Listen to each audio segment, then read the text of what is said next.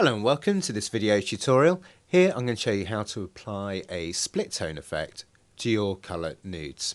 So here we have our original image, and after we've applied the split tone effect we'll end up with something that looks just like this.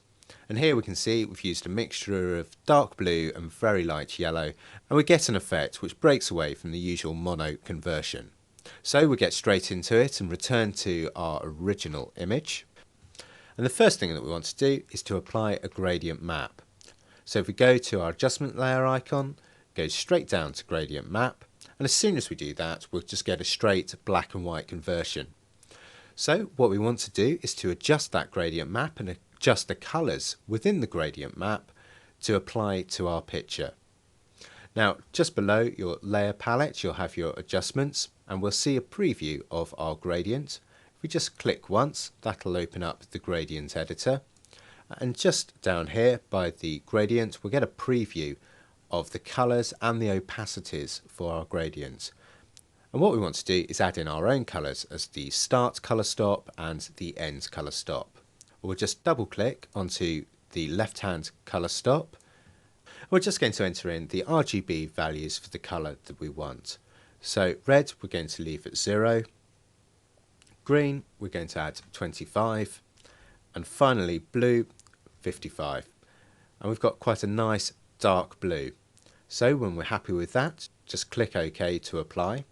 And then we'll go over to the right hand colour stop, double click again, and this time we're going to add in our light yellow colour. So for this the RGB values are going to be 230, 210, and finally 185. And as you can see that's sort of very light yellow colour. So just click OK and click OK to apply that to the gradient editor. Now that's starting to look pretty good, but we really want to just improve the contrast. So again I'm going to use an adjustment layer to sort that out. So click on the adjustment layer icon, straight down to levels, and here I'm just going to increase the shadow slider up to 20. Just going to increase the midtone slider up to 0.75, and finally just to bring a bit more brightness back to the image I'm going to reduce the highlight slider down to 190.